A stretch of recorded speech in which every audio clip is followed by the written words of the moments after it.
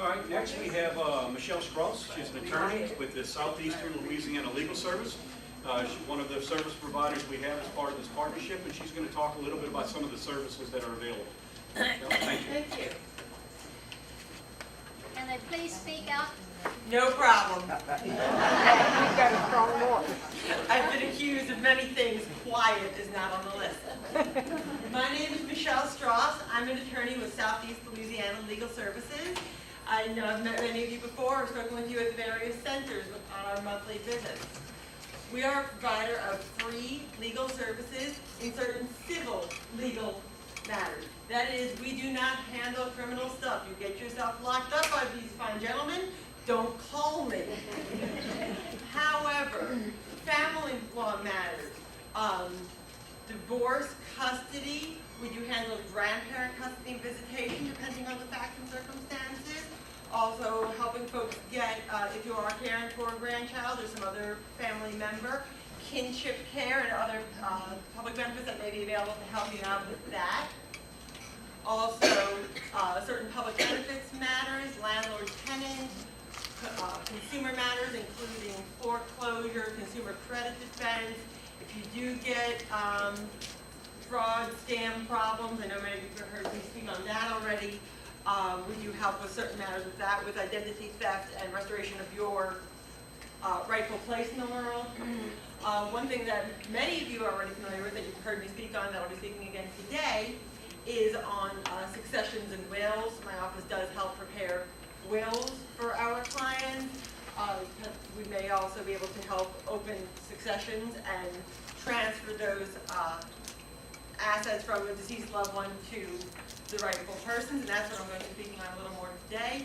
So that you know, our services are free of charge to senior citizens in St. Charles Parish through a generous grant from the Council on Aging. So please know that we do not charge for our services, which is a very valuable and wonderful thing. Today's topic, do I need a will? Yeah. The answer is, well, not really. Depends what you want to happen with your stuff.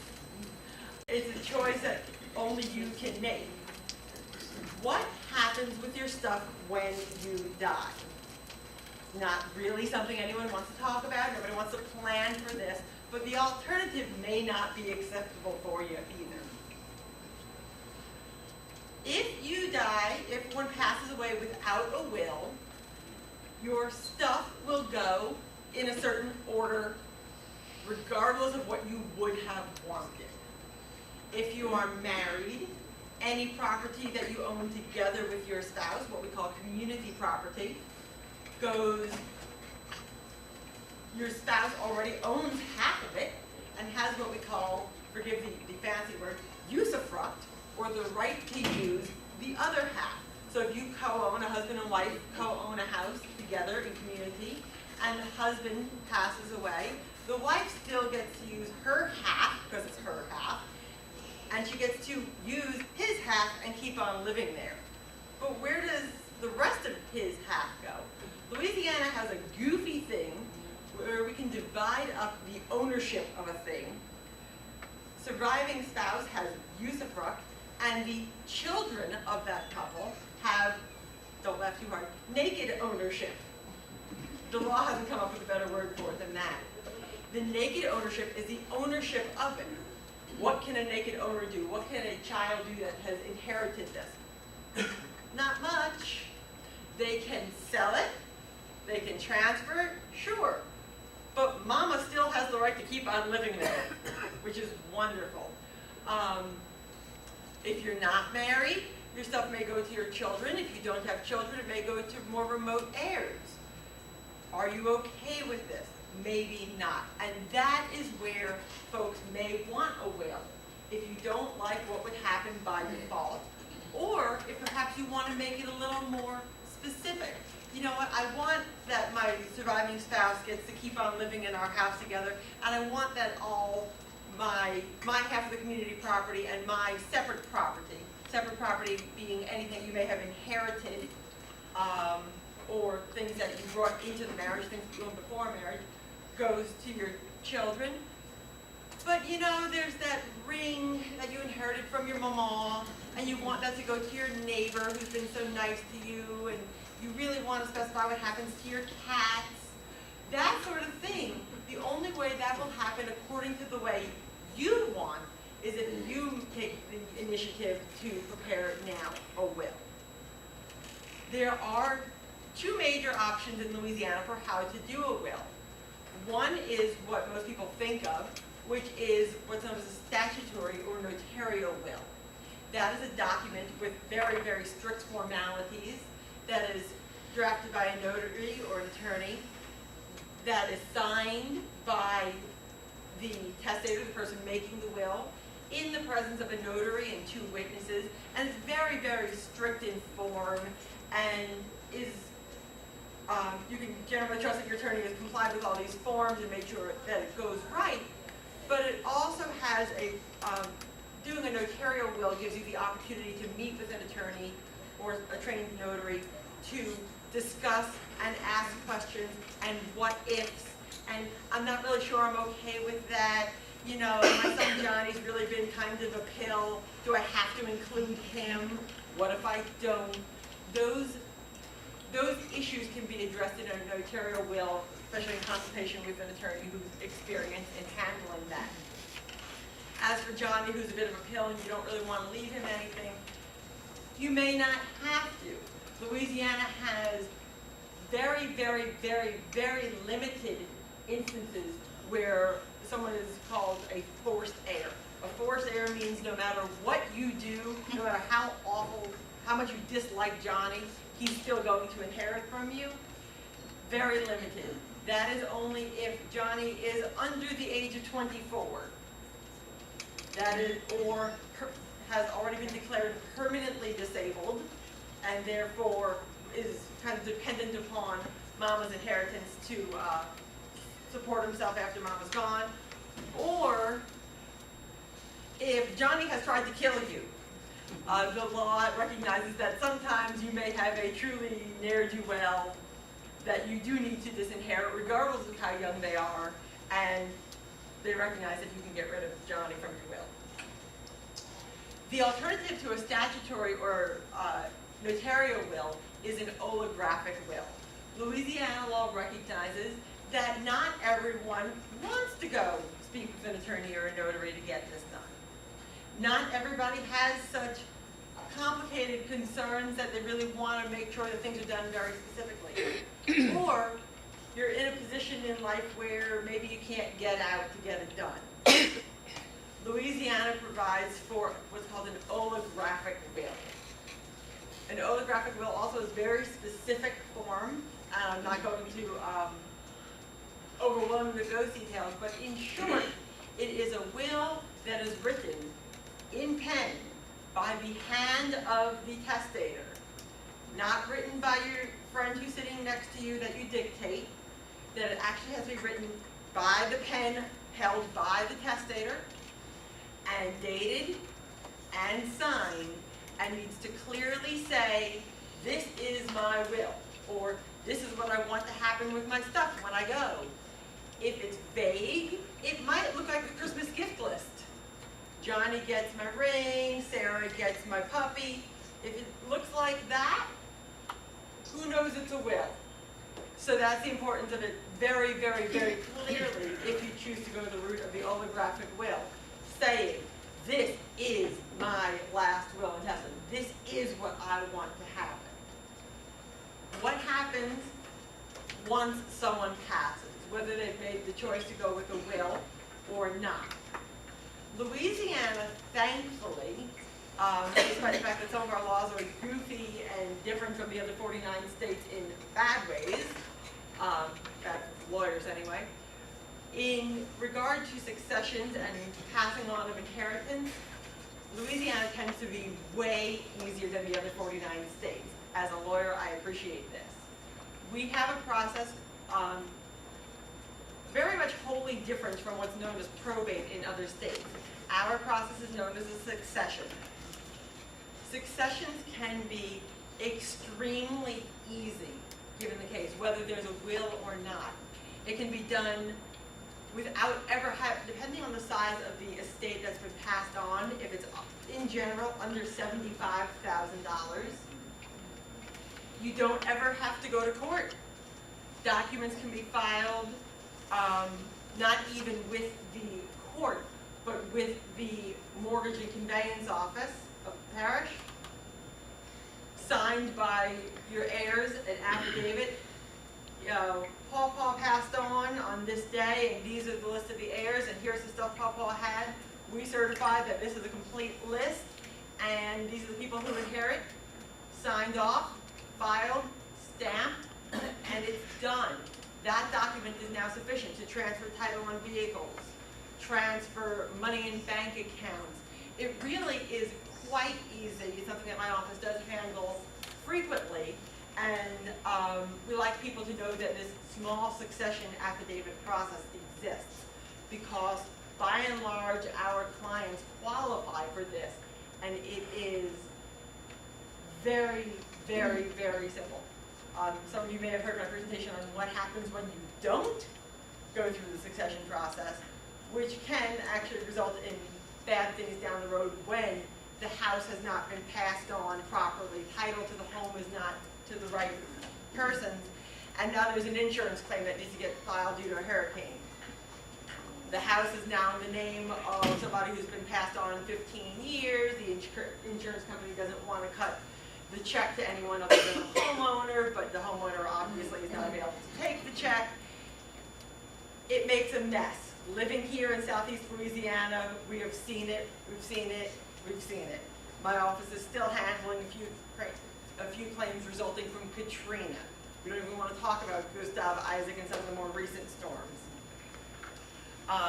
So it is important to go through the succession process where it's necessary. Our office does also handle judicial successions, which is a somewhat more complicated process, but also in many cases with just a few signatures can be done in one day without ever having to go to court. The attorney simply needs to go to court, present the paperwork, have it signed off on by the judge, and the judge signs with the judgment of possession, declaring where certain property goes after, now that someone has passed on. I do have available for you, if you are interested, a very simple brochure put out by the Louisiana State Bar Association. Do I need a will? Again, the answer is no, but you might prefer one. I do have these available to pass out at the end. It will help review some of the information that we've covered today, but again, I am happy to take questions from y'all, and if you do have more specific questions of a more personal nature that you don't want to ask publicly, I'll be available for a few minutes after, or of course we do encourage you to contact my office, come in for an appointment. If you cannot make it, our office is located in Harvey on the west side of Jefferson Parish. We can make arrangements to meet out with you out here, and I do understand even that through the Council on Aging, transportation may even be available. So if you do have any questions, I'm happy to take those. Yes, ma'am. I come from California that has a trust, and it has the will, and it's a document like this. Is it valid here in Louisiana, or do I have to review it now that I moved to Louisiana? It may be advisable to review it, just to ensure, because now that you are what we call domiciled in Louisiana, some of the provisions may not be valid. It may also depend on where your property is owned, whether your property is in Louisiana, whether it's in California. So it may be something that would be prudent to review, just to make sure nothing needs to be changed or gets changed if necessary. Yes, sir. I keep getting literature and people calling to want to talk to me about a trust. When should I be interested in talking, looking into a trust? As the sheriff was saying, I'd be suspicious about anybody calling you to ask you about doing it. But certainly if it is, trusts are not something my office handles as much due to our limited resources and the scope of what we try to address. If you do have more wealth or more assets that you'd like to pass on through trust, you can. It's a really that's something that's really not for, I'm trying to, in a nutshell, how to, we'll speak after, if you're interested. A trust is you think of it sort of as a package where you can, a legally created package to help dole out funds or assets or property. Many people will use a trust, for example, if they are passing on property to children that can't yet manage their own assets, or if they are concerned that they're passing on assets even to an adult that may not use it in a particular way, or in a more desirable way, unless it's doled out in small, in small increments. Some people may also use a trust to say, you know what, I'm going to put this money aside, and that way when my great-grandchildren are college age, they can draw on this bundle of money for certain prescribed educational purposes that I've set aside, but not for buying themselves a new car, so it gives the testator a little more control over what happens with their assets. However, Louisiana law is very, very careful to, forgive the expression, not permit the testator's hand to reach out of the grave. You cannot nitpick and control every detail. There are certain things, I'm going to leave this house to my 3 children as long as they let my grandchildren keep on living there, but if any of them wind up on drugs, no. The court doesn't permit that, because there's only a certain amount of control that you can exert once you're not here. As long as you're here, keep on doing what you're doing. Anything else? Thanks. Yeah, if you have a living trust and the trustees expire, which is the successor trustees, what action would they have to take? What would they have to take? Yeah, do they have to go through any kind of succession or probate or anything like that? That may depend on the terms of the exact trust, and I would have to look back at the trust creation documents.